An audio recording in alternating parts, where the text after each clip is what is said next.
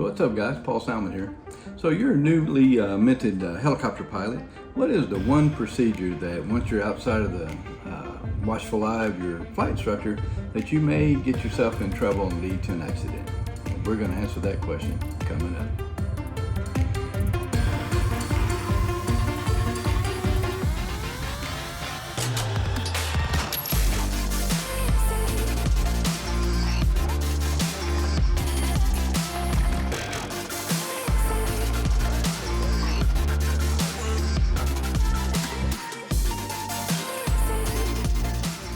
Okay guys, so when you're doing your flight training, learn how to fly a helicopter, we do a lot of different procedures that you may not do a lot of at all once you get your training completed.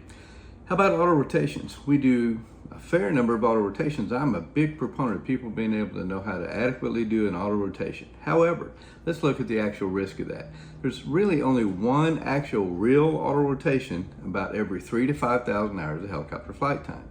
So what's the actual risk of you having to do an auto rotation? Some guys may not fly 5,000 hours their entire helicopter career, all right? So the chances of you having to do one actual auto rotation are actually fairly low by comparison. So, how about slope landings? Well, slope landings get, we do a bunch of slope landings when you're doing your training here. Well, slope landings gets back to judgment, all right? If you choose not to land on the slope and find you a flatter spot to land, is a hell of a lot better judgment than choosing, I'll see if I can get this thing on the slope and do something stupid and roll it over. So if you use good judgment, slope landings are not that big of a deal either. All right. How about hovering autos? All right. Hovering autos, anybody go out and practice hovering autos? No.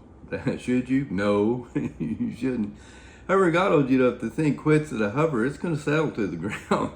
It may be kind of ugly when it lands, but chances are you're not going to get hurt. And even if you didn't respond at all, chances are you're not going to hit hard enough really to tear up anything, unless you're doing something silly like a 12 or 15 foot hover and the thing decides to quit on you. Then that might be really ugly when you and the ground become one at the bottom of that. Okay. So where's the risk going to come out? Well, guess what? You're flying a helicopter. What does everybody want to do when they get out and they're flying their helicopter around, particularly if you own one or whatever? They want to do off-airport landings, right? If I wanted to land at airports all the time, I'd have an airplane. So everybody wants to land off-airport with a helicopter. And this is where you can get yourself in trouble, all right? There's two major risks with off-airport landings, particularly confined area landings. And that is getting into settling with power, and number two is hitting something on the way in, right? If you drag that tail rotor through the trees on the way in, the overwhelming odds are you're going to take out the tail rotor, and that's going to lead to a crash and a very significant accident, usually, sometimes fatal. Okay, so let's look at confined area landings. All right, if you're a flight instructor and you're teaching your students how to do confined area landings and off-airport landings, the first thing you should do with the student and make sure that they can do this before you ever take them out off airport to do landings off of airport is to make sure that they can do a nice steep approach to the numbers on a runway, all right? Get them to where they can nail the approach. It's a nice stabilized approach, and they can come right down to the numbers on the runway before you take them out, all right? Then you can just take that same procedure that they learned doing that steep approach, take that out to an off-airport location, and generally the students do much better, all right? So you don't want the student's first attempt at a steep approach to be an off-airport confined area landing, where the odds of them having that screwing up, basically, and the risks are just exponentially greater than they are coming into the numbers on an airport runway. And for those of you that have completed your training quite a while back, and you know that you're fixing to go on a trip someplace and you're going to be doing some off-airport landings, you might want to brush up there doing some steep approaches to the numbers on a runway. Okay, so you're going to do your off-airport approach. First thing you want to do is a nice high and low recon. Most people do their high recon at 600, low recon at 300. Some people use 500 and 250. I really don't care. Either one will work just fine. Right? So what are you looking for when you do your recon? Well, you guys have probably heard several different mnemonics that people use. I like the 5 S's. All right, so size, shape, and surroundings. That's what you're looking at when you're going around on your high recon and your low recon. As you then set up for a final, as you're coming in, you're looking basically at slope and surface. A little closer look at slope and surface. Some people will add the 5 W's to that, which are winds, wire, way in, way out, and where you're going to go if the engine quits. All right. We're going to talk more specifically about winds here in just a second. But those are the items that you want to be looking for specifically on the recons. All right. So I've got one thing to say about the wind, and that is land into the wind. You'd be shocked at the number of accidents that are caused by people that just lose track of which way the wind's blowing, and they shoot an approach with a tailwind and get themselves right into settling with power and end up in an accident. I can remember several books that I read on helicopter accidents, one of which was called Fatal Traps for Helicopter Pilots, was one. I don't even know if it's still in publication anymore, but it mentioned several different accidents on there. And a significant number of the accidents that they talked about in there were people that lost track of which way the wind's blowing. They actually did a downwind landing, got into settling, and literally destroyed the aircraft. So if you can't remember anything else about doing a confined area approach, land into the wind. Okay. If you land into a 10 or 12 knot wind and you're still showing movement across the ground, you have significantly, you never eliminate it completely, but you have significantly reduced the chances of you getting into settling with power. Okay, let me ask you a rhetorical question. Is it easier to lose track of which way the wind's blowing if the wind is blowing 8 knots or 28 knots? 8 knots, right? When the wind's blowing 28 knots, you always know which way the wind's blowing. You can tell just by flying the aircraft where you're getting pushed around by the wind and that sort of thing. So believe it or not, it's actually much more common to get in settling with power when the winds are relatively light, because it's much easier to lose track of which way the wind is blowing and to inadvertently do a downwind landing and get yourself in trouble. So again, land into the wind. It seems very simplistic, and it is. But if you just land into the wind, you've got 90% of the approach made right there.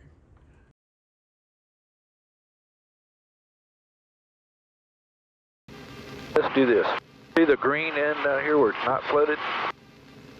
Right here to the front. Right here? Right there? Yep. We're going to approach into it.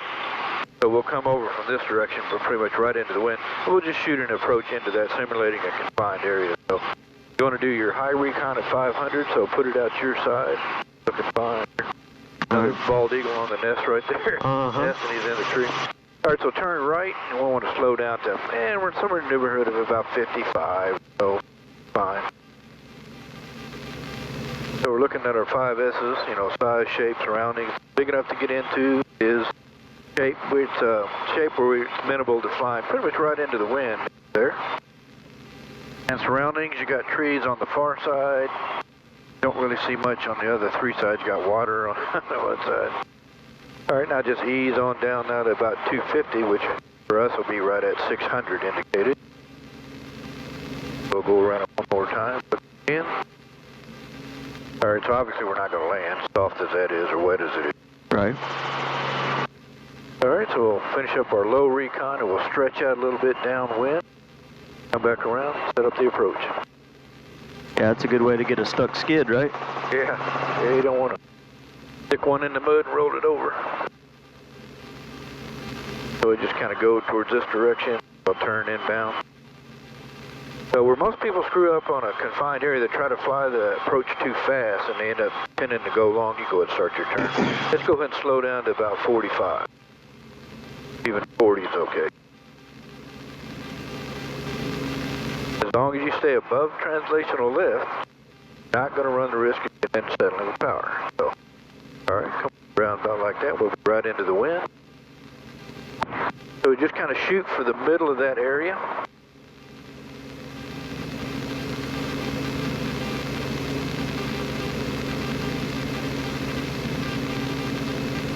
All right, lower your nose just a little bit. We'll keep a little extra speed. At 35, 40, something like that's fine. All right, come on. Here comes our bald eagle. Go ahead and come on down with that collective a little more. Now, as we get lower, we get slower. So start shaving off a little speed. There you go.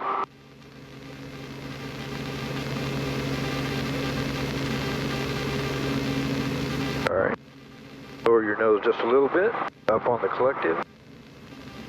That's be fine. Okay, so leaving out of here, we got a couple options. Number one, we could take off directly into the wind. That's a little less favorable in this situation because you're taking off right across the Mississippi River. Simply by turning about 45 degrees to the left, now you turn that headwind into a quartering headwind, more of a crosswind, quartering headwind. But there's an open field there that's probably the better part of a mile long. So your takeoff profile is going to be essentially a normal takeoff profile. And if your power plant decides to give it up on you, you got someplace to go. It's going to be a muddy field, but that's way more preferable than going down in the middle of the Mississippi River and get to go for a swim. Gives us a crosswind, but that's okay. That's the easiest way to get out. So we're all about easy, so don't run on out that way.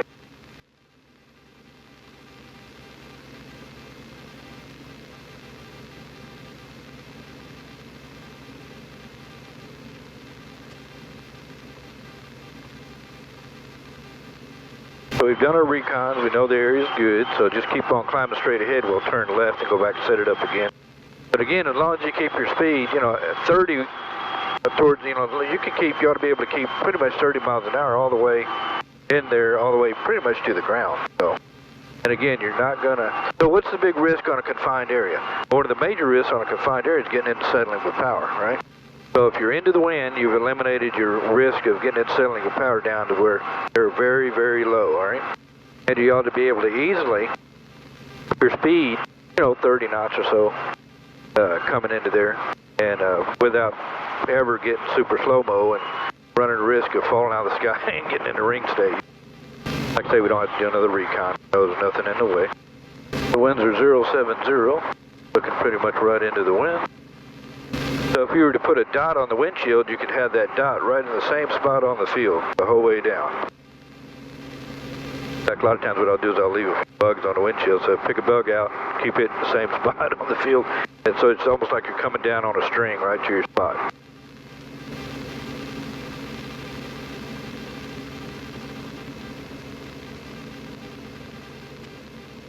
As you start to get slow, kind of feel that vibration starting and you're eking up on the collective. Just really get your descent rate down. All right, now you kind of bring us to a hover right here. All right, on out the way there.